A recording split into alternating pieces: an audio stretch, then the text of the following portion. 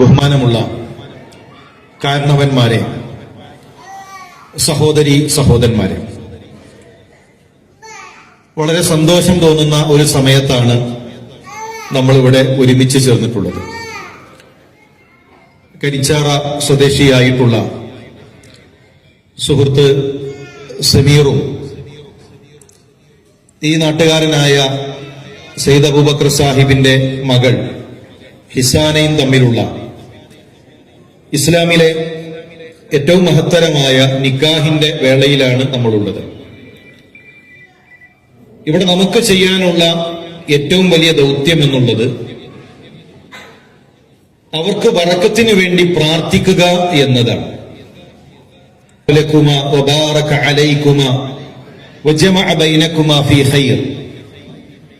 റസൂലുള്ളാഹി സ്വല്ലല്ലാഹു അലൈഹി വസല്ലം തങ്ങൾ ബറക്കത്തിന് വേണ്ടി ചോദിക്കാൻ പറഞ്ഞു. ആരാണ് കുടുംബജീവിതത്തിൽ ബറക്കത്ത് നൽകേണ്ടത്? തബാറക്കല്ലദീ ബിയദിഹിൽ മുൽക്ക്, അല്ലാഹുവിന്റെ കൈകളിലാണ് ബറക്കത്തുള്ളത്. ആ ബറക്കത്ത് ഇവരുടെ കുടുംബജീവിതത്തിൽ നൽകാൻ മറ്റൊരു ശക്തിക്കും മറ്റൊരു വ്യക്തിക്കും കഴിയില്ല. അതുകൊണ്ട് തന്നെ ആത്മാർത്ഥമായി കുടുംബജീവിതത്തിലെ ബറക്കത്തിനു വേണ്ടി നമ്മൾ ചോദിക്കണം. വിവാഹത്തെ ഇസ്ലാം പരിചയപ്പെടുത്തിയത് വമിൻ ആയാതിഹി അൻ ഖലഖ ലക്കും മിൻ അൻഫുസികും അസ്വാജ, വമിൻ ആയാതിഹി അല്ലാഹുവിന്റെ ദൃഷ്ടാന്തമാണ് എന്നാണ്. നിക്കാഹ് എന്നുള്ളത് അല്ലാഹു വെച്ച ഒരു ദൃഷ്ടാന്തമാണ്, ഒരു ആയത്താണ്. ഹുന്ന ലിബാസുൽ ലക്കും വഅൻതും ലിബാസുൽ ലഹുന്ന, രണ്ടുപേർ പരസ്പരം വസ്ത്രങ്ങളാകുന്ന. ഇന്നലെ വരെ രണ്ടായി കഴിഞ്ഞിരുന്നവർ നമ്മുടെ ശരീരത്തോട് ഏറ്റവും ചേർന്ന് നിൽക്കുന്നത് നമ്മുടെ വസ്ത്രമാണ്. നമ്മുടെ ന്യൂനതകൾ മറച്ചു വെക്കുന്നത് നമ്മുടെ വസ്ത്രമാണ്. അതുപോലെ പരസ്പരം ചേരുന്ന, പോരായ്മകൾ മറച്ചു വെക്കുന്ന, ന്യൂനതകൾ ഇല്ലാതാക്കുന്ന, അങ്ങനെ ഒന്നും ചേർന്ന് വലിയ ഒന്ന് എന്ന് പറഞ്ഞതുപോലെ രണ്ടുപേരൊന്നാകുന്ന ആയത്താണ് യഥാർത്ഥത്തിൽ വിവാഹം എന്നുള്ളത്. പലപ്പോഴും നിക്കാഹ് ഖുതുബകളിൽ ആളുകൾ ആലോചിക്കുക, എന്റെ ഭാര്യ നല്ലൊരു ദീനിയായ ഭാര്യയാകണം, നല്ല ഭാര്യയാകണം. സ്ത്രീകൾ ആഗ്രഹിക്കുക എന്റെ ഭർത്താവ് നല്ലൊരു ഭർത്താവാകണം. ഈ പ്രസംഗം മൂപ്പരൊന്ന് കേൾക്കണം, ഈ പ്രസംഗം എന്റെ ഭാര്യ ഒന്ന് കേട്ടിരുന്നെങ്കിൽ നന്നായിരുന്നു, ആ കുടുംബ ക്ലാസ് നല്ല ക്ലാസ് ആയിരുന്നു, അത് ഭാര്യ ഒന്ന് കേൾപ്പിക്കണം. അതിനപ്പുറത്ത് ഞാൻ നല്ലൊരു ഭാര്യയാകാൻ, അങ്ങനെ രണ്ടുപേരും തീരുമാനമെടുക്കുകയാണെങ്കിൽ കുടുംബം മനോഹരമാകും. ഭാര്യനെ നന്നാക്കണം, ഭർത്താവിനെ നന്നാക്കണം. റസൂലുള്ളാഹി സ്വല്ലല്ലാഹു അലൈഹി വസല്ലം തങ്ങൾ കാണിച്ചു തന്നതുപോലെ ഞാനൊരു നല്ല ഭാര്യയാകണം. അള്ളാഹുവിന്റെ റസൂൽ സ്വല്ലല്ലാഹു അലൈഹി വസല്ലം തങ്ങളുടെ ഭാര്യമാർ, നമ്മുടെ ഉമ്മമാർ, അവര് കാണിച്ചു നൽകിയതുപോലെ അവിടെ പ്രവാചകൻ സ്വല്ലല്ലാഹു അലൈഹി വസല്ലം തങ്ങൾ ഓരോരുത്തരോടുമുള്ള ബാധ്യതകൾ ഓർമ്മപ്പെടുത്തി. ഒരു ഭർത്താവിനെ സംബന്ധിച്ചിടത്തോളം ഇൻ തുത്ഇമഹാ ഇദാ തുഇംത വതക്സൂഹാ ഇദാ തസൈത, നീ ഭക്ഷണം കഴിക്കുകയാണെങ്കിൽ അവളെ ഭക്ഷണം കഴിപ്പിക്കണം. നീ നല്ല വസ്ത്രം ധരിക്കുന്നുവെങ്കിൽ അവളെ നല്ല വസ്ത്രം ധരിപ്പിക്കണം. ഭാര്യയുടെ ചിലവ് അത് ഭർത്താവിന്റെ ഉത്തരവാദിത്തമാണ്. ഇസ്ലാമിൽ സ്ത്രീയുടെ മേൽ സാമ്പത്തികമായ ഉത്തരവാദിത്തം ഇസ്ലാം വെച്ചിട്ടില്ല. സാമ്പത്തിക ഉത്തരവാദിത്തമുള്ളത് പുരുഷന്റെ മേലാണ്. അതുകൊണ്ട് തന്നെ അവൾക്ക് എന്ത് ആവശ്യങ്ങളുണ്ടോ അത് അവന്റെ ഉത്തരവാദിത്തമാണ്. അതിന് പ്രതിഫലമുണ്ട്. പലപ്പോഴും നമ്മൾ മനസ്സിലാക്കിയിട്ടുള്ളത് സ്വതക്കക്ക് കൂലിയുണ്ട്, അതുപോലെ തന്നെ പാവങ്ങൾക്ക് സഹായിച്ചാൽ കൂലിയുണ്ട്, കുടുംബത്തിന് കൂലിയുണ്ട്. റസൂലുള്ളാഹി സ്വല്ലല്ലാഹു അലൈഹി വസല്ലം തങ്ങൾ 4 കാര്യങ്ങൾ പറഞ്ഞു തന്നു. ഒന്ന് അല്ലാഹുവിന്റെ മാർഗത്തിൽ ചിലവഴിക്കുന്ന ധനം, മറ്റൊന്ന് അടിമമോചനത്തിന് വേണ്ടി ചിലവഴിക്കുന്ന ധനം, 3 മിസ്റ്റവഴിക്കുന്ന ധനം, 4 കുടുംബത്തിന് വേണ്ടി ചിലവഴിക്കുന്ന ധനം. അതിലേറ്റവും ഉത്തമമായത് കുടുംബത്തിനു വേണ്ടി ചിലവഴിക്കുന്നതാണ്. ജോലി കഴിഞ്ഞ് വീട്ടിലേക്ക് വരുമ്പോ കയ്യിൽ പിടിക്കുന്ന ആ മിഠായി പൊതിക്ക്, വീട്ടിലേക്ക് കൊണ്ടുവരുന്ന ഭക്ഷണ പൊതിക്ക് അള്ളാഹുവിന്റെ അരികിൽ, മക്കൾക്ക് നൽകുന്ന വസ്ത്രത്തിന്, ഭാര്യയ്ക്ക് നൽകുന്ന വസ്ത്രത്തിന് അവിടെ അള്ളാഹുവിന്റെ അരികിൽ വലിയ പ്രതിഫലമുണ്ട് എന്ന് റസൂലുള്ളാഹി സ്വല്ലല്ലാഹു അലൈഹി വസല്ലം തങ്ങൾ പഠിപ്പിച്ചു. അതുപോലെ തന്നെ വലാ തദ്രിബിൽ വജ്ഹ് വലാ തുഖബ്ബിൽ വലാ തഹ്ജുർ ഇല്ലാ ഫിൽ ബൈത്ത്, അവളെ നിങ്ങൾ മുഖത്തടിക്കരുത്. അതുപോലെ തന്നെ അവളെ മോശമായി കുത്തിപ്പറയരുത്. പല കുടുംബങ്ങളിലും മോശമായി പറയുന്നവരുണ്ട്. എനിക്കെന്താ അവിടെ പണി, നല്ല സുഖാണ്, എല്ലാത്തിനും സൗകര്യങ്ങളുണ്ടല്ലോ, മക്കളുടെ മുന്നിൽ വെച്ച് ഭാര്യയെ മോശമാക്കുന്നവർ. സഹോദരന്മാരെ, ഒരു ദിവസമെങ്കിലും അവര് ചെയ്യുന്ന പണി നമുക്ക് ചെയ്യാൻ കഴിയുമോ? ഒരു ദിവസത്തിൽ എത്ര തവണ നമ്മുടെ മക്കൾ രാത്രി എഴുന്നേൽക്കുന്നു എന്ന് നമുക്കറിയുമോ? 11 മണിക്ക് ഉറങ്ങിക്കഴിഞ്ഞാൽ രാവിലെയാണ് നമ്മൾ എഴുന്നേൽക്കുന്നത്. അതിനിടയിൽ നമ്മുടെ വീട്ടിലെ ഉമ്മമാർ, ഭാര്യമാർ എത്ര തവണ എഴുന്നേൽക്കുന്നു? എന്തെല്ലാം കാര്യങ്ങൾ അവരവരുടെ വീട്ടിൽ വെച്ചുകൊണ്ട് ചെയ്തുകൊണ്ടിരിക്കുന്നുണ്ട്. റസൂലുള്ളാഹി സ്വല്ലല്ലാഹു അലൈഹി വസല്ലം തങ്ങൾ അത് കണ്ടു, അതിനെ സഹായിച്ചു. പ്രവാചകൻ സ്വല്ലല്ലാഹു അലൈഹി വസല്ലം തങ്ങൾ ലോകത്തിന്റെ നേതാവായിരിക്കെ വീട്ടിൽ ഭക്ഷണത്തിന് പാചകം ചെയ്യാൻ തന്റെ ഇണയെ സഹായിച്ചിട്ടുണ്ട്. പ്രവാചകൻ സ്വല്ലല്ലാഹു അലൈഹി വസല്ലം തങ്ങൾ വസ്ത്രം തുന്നിയിട്ടുണ്ട്, ചെരുപ്പ് തുന്നിയിട്ടുണ്ട്. തന്റെ കുടുംബത്തിന്റെ കൂടെ അല്ലാഹുവിന്റെ റസൂൽ സ്വല്ലല്ലാഹു അലൈഹി വസല്ലം തങ്ങൾ ഉണ്ടായിട്ടുണ്ട്. മറ്റൊരു വിഷയം, രുടെ കാര്യം അത് ഭാര്യമാരും ശ്രദ്ധിക്കേണ്ടതുണ്ട്. റസൂലുള്ളാഹി സ്വല്ലല്ലാഹു അലൈഹി വസല്ലം ചോദിക്കപ്പെട്ടു, അയ്യുൻ നിസാഇ ഖൈർ, ഏറ്റവും നല്ല സ്ത്രീ ആരാണ്? ഏറ്റവും നല്ല സ്ത്രീ ആരാണ്? സൗന്ദര്യാണോ? ഈ കുട്ടിയടിച്ച മുഖവും പിറ്റേ ദിവസം എഴുന്നേറ്റ് രാവിലെ കുളിച്ചാൽ തീർന്നു, അത്രയേ ഉള്ളൂ. നാട്ടുകാരെന്ന് പറയും അവനെ പറ്റിച്ചതാണ്. ഇപ്പൊ കണ്ടില്ലേ കോലം മാറി എന്ന് നാട്ടുകാർ പറയും.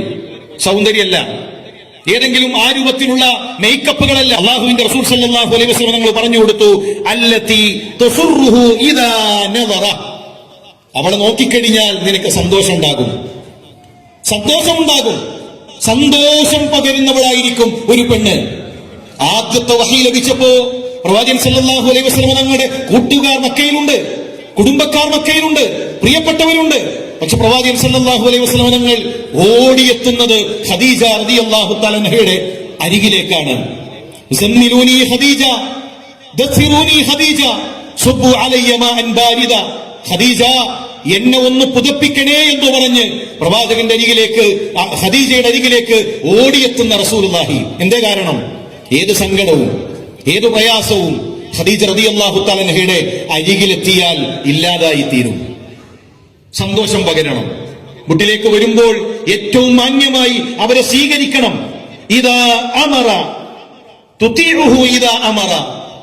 നല്ല പെണ്ണെന്ന് പറഞ്ഞാൽ അനുസരിക്കും, അനുസരണ ഉണ്ടാകും. വേണമെന്നില്ല, കാഴ്ചകളിലൂടെ മനസ്സിലാക്കും. ലോകത്തിന്റെ പ്രവാചകൻ സല്ലല്ലാഹു അലൈഹി വസല്ലം തങ്ങൾ മരണശയ്യയിൽ കിടക്കുന്നു. അബൂബക്കർ റളിയല്ലാഹു തആലയുടെ മകൻ അവിടേക്ക് വരുന്നുണ്ട്. പ്രവാചകൻ സല്ലല്ലാഹു അലൈഹി വസല്ലം തങ്ങളുടെ കണ്ണ് അറാഖിന്റെ കൊള്ളിയിലേക്കൊന്ന് പോയപ്പോ ആ നോട്ടത്തിലൂടെ നമ്മുടെ ഉമ്മ വായിച്ചെടുത്തു, എന്റെ പ്രവാചകൻ മിസ്വാക്ക് ചെയ്യാൻ ഉദ്ദേശിക്കുന്നുണ്ട്. പറഞ്ഞിട്ടില്ല, കൽപ്പിച്ചിട്ടില്ല, ഒരു നോട്ടം മതിയായിരുന്നു. ആ നോട്ടത്തിലൂടെ വായിച്ചെടുത്തു, എന്റെ പ്രവാചകൻ സല്ലല്ലാഹു അലൈഹി വസല്ലം തങ്ങൾ മിസ്വാക്ക് ചെയ്യാൻ ഇഷ്ടപ്പെടുന്നു. അതാണ് സ്നേഹം. പറയാതെ അറിയും, ഇത് ഇഷ്ടമാണ് എന്റെ ഭർത്താവിന്, ഇത് ഇഷ്ടമല്ല എന്റെ ഭർത്താവിന്, അതുകൊണ്ട് ഞാനത് ചെയ്യാൻ പാടില്ല. ആയിഷ റളിയല്ലാഹു തആല അൻഹ കടിച്ചു പദം വരുത്തി. ഏറ്റവും മനോഹരമായി പ്രവാചകൻ സല്ലല്ലാഹു അലൈഹി വസല്ലം തങ്ങളെ ഒരുക്കുന്നത് ഹദീസിൽ കാണാം. തണുത്ത വെള്ളം കൊണ്ട് അല്ലാഹുവിന്റെ റസൂൽ സല്ലല്ലാഹു അലൈഹി വസല്ലം തങ്ങളുടെ ശരീരം തുടക്കുന്നത് ഹദീസുകളിൽ കാണാൻ സാധിക്കും. അതുപോലെ തന്നെ സാമ്പത്തികമായി ആ പെണ്ണ് പ്രയാസപ്പെടുത്തുക. ഇന്ന് പല കുടുംബങ്ങളിലും പുരുഷന്മാർ പ്രയാസപ്പെടുന്നുണ്ട്. അസ്ർ നമസ്കാരം കഴിഞ്ഞ് പള്ളിയില് ഒരു മധ്യവയസ്കൻ ഇരുന്ന് കരയാണ്. എന്താണ് കരയുന്നത് എന്ന് ചോദിച്ചപ്പോ, നിസ്കാരം കഴിഞ്ഞ ആളുകളൊക്കെ പള്ളിയിലുണ്ട്, പക്ഷെ അയാൾ തേങ്ങി കരയാണ്. അദ്ദേഹം പറഞ്ഞത്, ഞാൻ ഗൾഫിലായിരുന്നു, നല്ല സമ്പത്തുണ്ടായിരുന്നു, ഉള്ള കാലത്തെല്ലാം കൊടുത്തിട്ടുണ്ട്, ഇപ്പോ പ്രയാസമാണ്. പക്ഷെ എന്റെ പ്രയാസം തിരിച്ചറിയാൻ 20 കൊല്ലം എന്റെ കൂടെ കഴിഞ്ഞ എന്റെ ഭാര്യയ്ക്ക് കഴിയുന്നില്ല.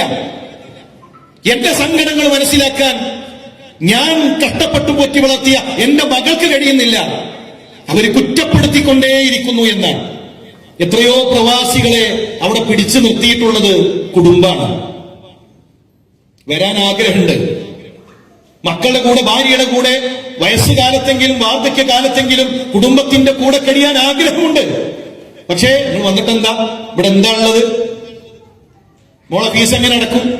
അതിനപ്പുറത്തൊരു പെണ്ണുണ്ടല്ലോ. നമുക്ക് അല്ലാഹു ഒരു ചെറിയ വീടെങ്കിലും നൽകിയില്ലേ? ഗൾഫോണ്ടെങ്കിലും ഒരു വീടുണ്ടാക്കിയില്ലേ? വീടില്ലാത്ത എത്ര മനുഷ്യരുണ്ട്? വഴിയോരത്ത് കിടക്കുന്ന എത്ര മനുഷ്യരുണ്ട്? മുകളിൽ ആകാശവും താഴെ ഭൂമിയും മാത്രമായി കഴിയുന്ന എത്ര ആളുകളുണ്ട്? നമുക്ക് അവസ്ഥയില്ലല്ലോ. അതിനുമപ്പുറത്ത് വിശപ്പ് സഹിക്കാൻ കഴിയാതെ, വേദന സഹിക്കാൻ കഴിയാതെ ആശുപത്രി വരാന്തകളിൽ കഴിയുന്ന, മരുന്നു മണക്കുന്ന റൂമുകളിൽ കഴിയുന്ന എത്ര മനുഷ്യനുണ്ട്. നമുക്ക് നൽകിയ അനുഗ്രഹം എത്ര വലുതാണ്. ഈ വീടില്ലേ, നിങ്ങൾ വരീൻ, ഇവിടെ നമുക്കുള്ളത് കൊണ്ട് കഴിയാം എന്ന് പറയുന്ന ഒരവസ്ഥയിലേക്ക് സഹോദരിമാരെത്തണം. ഞാൻ പറഞ്ഞു വരുന്നത്, രണ്ടു കൂട്ടർക്കും ബാധ്യതകളുണ്ട്. ആ ബാധ്യതകൾ പരസ്പരം ഓർത്തെടുത്ത് മുന്നോട്ട് പോകണം. ഈ ദീൻ, അതാണ് ഏറ്റവും സന്തോഷം നൽകുന്നു പറഞ്ഞല്ലോ, അത് ദീനാണ്. ഞാൻ എപ്പോഴും ആലോചിക്കുന്ന ഒരു വിഷയമുണ്ട്. ഫലസ്തീൻ നമ്മുടെ വികാരമാണ്. നമ്മൾ പലരും കണ്ണുനീർ പൊഴിച്ചിട്ടുണ്ട് ഫലസ്തീനിലെ കുട്ടികളുടെ കാഴ്ച കണ്ടുകൊണ്ട്. ആയിരക്കണക്കിന് പൈതലുകൾ മരണപ്പെട്ടത് നമ്മൾ ചർച്ച ചെയ്തുകൊണ്ടിരിക്കുന്നുണ്ട്. ഇസ്രായേലിന്റെ ഉൽപ്പന്നങ്ങൾ കഴിക്കണ്ട എന്ന് നമ്മൾ തീരുമാനിച്ചിട്ടുണ്ട്. എന്താണ് അവിടെ ഇസ്രായേൽ ചെയ്ത അവരുടെ ആ തോന്നിവാസം? എന്താണ്? നമ്മുടെ മണ്ണ് അവർ കൈവശപ്പെടുത്തി, നമ്മുടെ ഭൂമി അവർ കൊണ്ടുപോയി. അതിന്റെ അപ്പുറത്ത് പ്രിയമുള്ള മുസ്ലിം സഹോദര, മുസ്ലിം സഹോദരി, നമ്മളുടെ വീടുകളിൽ നിന്ന് ഇസ്ലാമികമായ സംസ്കാരം കൊള്ളയടിക്കപ്പെടുമ്പോൾ ആ ഒരു സങ്കടം നമുക്കില്ലേ? ഇസ്ലാമിന്റെ സംസ്കാരം നമ്മുടെ വീടുകളിൽ നിന്ന്, നമ്മുടെ മഹല്ലുകളിൽ നിന്ന് പോകുമ്പോ എന്തേ നമുക്കൊരു പ്രയാസം ഉണ്ടാകാത്തത്? മുസ്ലിം പെൺകുട്ടികളുടെ വസ്ത്രം എന്താണ്? ലഹരി നമ്മുടെ കുടുംബത്തിലേക്ക് വന്നുകൊണ്ടിരിക്കുന്നു. എന്തുകൊണ്ടാണ് ഇനിയും ഗൗരവത്തോടുകൂടെ ചിന്തിക്കാൻ, ആലോചിക്കാൻ നമുക്ക് കഴിയാത്തത്? ഈ അടുത്തൊരു മഹലിനെ പറ്റി കേട്ടപ്പോ, ആ മഹലിൽ ലഹരിയില്ല, ഒളിച്ചോട്ടങ്ങളില്ല, തോന്നിവാസങ്ങളില്ല. ഇപ്പൊ എന്താണ് അതിന്റെ സിസ്റ്റം എന്ന് ചോദിച്ചപ്പോ, ആഴ്ചയിൽ ആ മഹലിലുള്ള ആളുകൾക്ക് 2 ദിവസം പഠന ക്ലാസ് നിർബന്ധമാണ്. അഖീദ ക്ലാസ് ഉണ്ട്, ഫിഖ്ഹുൽ ഉസ്റ കുടുംബ ക്ലാസ് ഉണ്ട്. അവിടെയുള്ളവർ ഒരേ സമയം അവർ വന്ന് ഇരുന്ന് പഠിക്കും. ഒരു പെൺകുട്ടിയുടെ കല്യാണത്തിന് മുമ്പ് ആ പെൺകുട്ടി അറിയേണ്ട കാര്യങ്ങൾ ആ മഹലിന്റെ നേതൃത്വത്തിൽ പരിശീലനം നൽകും. അങ്ങനെ വൈജ്ഞാനികമായ സദസ്സുകൾ ഇവിടെ ഉണ്ടാകണം. നമ്മുടെ മുന്നിലുള്ള സുരക്ഷ ഇൽമാണ്. കുടുംബസമേതം നമ്മുടെ വീടുകളിൽ വിജ്ഞാനത്തിന്റെ സദസ്സുകളിലേക്ക് പോകുന്ന സാഹചര്യങ്ങൾ ഉണ്ടാകണം. എന്തെല്ലാം അവസരങ്ങൾ ഇന്നുണ്ട്. പീസ് റേഡിയോ നമ്മുടെ മൊബൈലിൽ നമ്മൾ ഡൗൺലോഡ് ചെയ്ത് കഴിഞ്ഞാൽ യാത്രയിൽ നമുക്ക് കേൾക്കാം. നിങ്ങൾ എപ്പോഴും യാത്രയിലാണോ? എപ്പോഴും നിങ്ങൾ അങ്ങനെ തിരക്കുള്ളവരാണോ? അടുക്കളയിൽ ജോലിയിൽ പ്രയാസമുള്ളവരാണോ?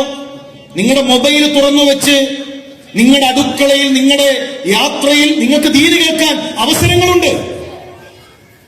എത്രയെത്ര സംവിധാനങ്ങൾ. ജമീൽ ആപ്പിലൂടെ വീഡിയോ നമുക്ക് കേൾക്കാൻ കഴിയും. നല്ല നല്ല ഖുതുബകൾ നമുക്ക് കേൾക്കാൻ കഴിയും. നമ്മൾ എന്താണ് അള്ളാഹുവിന്റെ മുന്നിൽ മറുപടി പറയുക എന്നത് ഗൗരവത്തോടു കൂടെ നാം ആലോചിക്കേണ്ടതുണ്ട്. സഹോദരന്മാരെ, നമ്മൾ ഇവർക്ക് വേണ്ടി ആത്മാർത്ഥമായി പ്രാർത്ഥിക്കണം. കല്യാണം കഴിക്കുന്നത് ഒഴിവാക്കാനല്ല, കല്യാണം കഴിക്കുന്നത് എന്റെ വാരം നോക്കാനല്ല, സ്വർഗത്തിൽ ഒന്നിക്കാനാണ്, സ്വർഗത്തിൽ ഇണയായി കിട്ടാനാണ്. അതിനാണ് ഇന്ന് കൈപിടിച്ചുകൊണ്ട് നിങ്ങളുടെ മകളെ ഞാൻ സ്വീകരിക്കുന്നു എന്ന് സമീർ പറയുന്നത്. സ്വർഗത്തിൽ ഒന്നിക്കണം. നമ്മുടെ സഹപ്രവർത്തകൻ, അദ്ദേഹത്തിന്റെ ഭാര്യ മരണപ്പെട്ടു. ആ സഹോദരി മരണപ്പെട്ട് മയ്യത്തെടുക്കുന്നതിന് മുമ്പ് അദ്ദേഹം ആ മയ്യത്തിന്റെ മുന്നിൽ വന്നുകൊണ്ട് ആകാശങ്ങളിലേക്ക് കൈകൾ ഉയർത്തി പറഞ്ഞ ചില വാക്കുകളുണ്ട്. അല്ലാഹുവേ, എന്റെ ഭാര്യ ഇന്ന ഇന്ന നന്മകളുള്ളവളാണ് അവർ. അല്ലാഹുവേ, എന്റെ മക്കൾക്ക് തർബിയത്ത് നൽകിയവളാണ്. ആ പെൺകുട്ടിയുടെ ഓരോ നന്മകളും ആ സഹോദരൻ എടുത്തു പറഞ്ഞുകൊണ്ട് അവസാനം കരഞ്ഞുകൊണ്ട് ആ മനുഷ്യൻ പറയാണ്, പടച്ചോനെ, സ്വർഗത്തിലും എനിക്ക് ഇവളെ ഇണയായി നൽകണേ, സ്വർഗത്തിലും എനിക്ക് ഇവളെ ഇണയായി നൽകണേ എന്ന് പറയുമ്പോ അങ്ങനെ സ്വർഗത്തിൽ ഇണകളാകാൻ, സ്വർഗത്തിന് വേണ്ടി മത്സരിക്കാൻ സാധിക്കണം. പരസ്പരം സഹായിക്കുക. സമീർ ദഅവാ രംഗത്തുള്ള, പ്രബോധന രംഗത്ത് വലിയ ഒരു ഉത്തരവാദിത്തമുള്ള വ്യക്തിയാണ്. താങ്ങായി, തണലായി, പ്രബോധന പ്രവർത്തനങ്ങളിൽ സജീവമായി ഹിസാനെ ഉണ്ടാകണം എന്ന് പ്രത്യേകം ഓർമ്മപ്പെടുത്തുന്നു. റളിയല്ലാഹു തആല അൻഹു റസൂലുള്ളാഹിയുടെ കൂടെ ഹിജ്റ പോവാണ്. ആ സമയത്താണ് മക്കയിലെ മുശ്രിക്കീങ്ങൾ വരുന്നത്. അസ്മ റളിയല്ലാഹു തആല അൻഹയുടെ മുഖത്തടിച്ചു, കാതിന് പരിക്കേറ്റു. അബൂ ഖുഹാഫ, അബൂബക്കർ റളിയല്ലാഹു തആല ഉപ്പ അന്ന് ഇസ്ലാം സ്വീകരിച്ചിട്ടില്ല.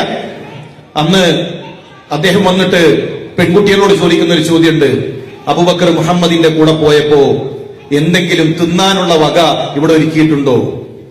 തിന്നാനുള്ള വകയെങ്കിലും ഇവിടെ ഒരുക്കി വെച്ചിട്ടുണ്ടോ എന്ന് കണ്ടിട്ടാ പോയിട്ടുള്ളത്. അസ്മ റളിയല്ലാഹു തആലയുടെ വീടിന്റെ പിറകിലേക്ക് പോയി ഒരു പാത്രത്തിൽ കല്ല് നിറച്ചു. ഒന്നുമില്ല, കല്ലേ ഉള്ളൂ അതില്. ദിർഹമില്ല, ദീനാറില്ല, വെറും കല്ലാണ്.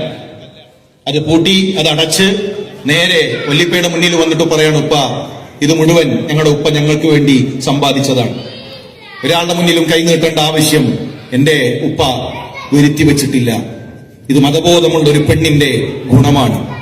ദീനിന്റെ പേരിൽ, ദീനി പ്രവർത്തനത്തിന് ഇറങ്ങുന്നതിന്റെ പേരിൽ എന്റെ ഭർത്താവ്, എന്റെ ഉപ്പ ഒരാളുടെ മുന്നിലും ചെറുതാകരുത്, കഴിയുന്ന രൂപത്തിൽ ഞാൻ താങ്ങായി ഉണ്ടാകും എന്ന് പറയുമ്പോ സഹോദരിമാരെ, ആ ഒരു മനസ്സ് നമുക്ക് വേണം.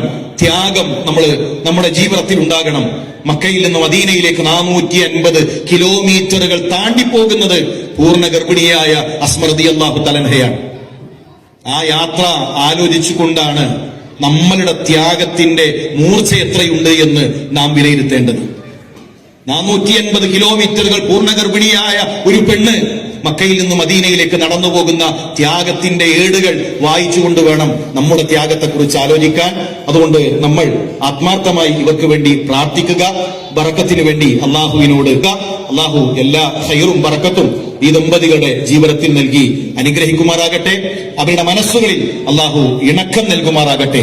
രണ്ട് കുടുംബങ്ങളെ, ഈ രണ്ടു നാടിനെ അള്ളാഹുവെ നീ ചേർത്ത് നിർത്തണമേ.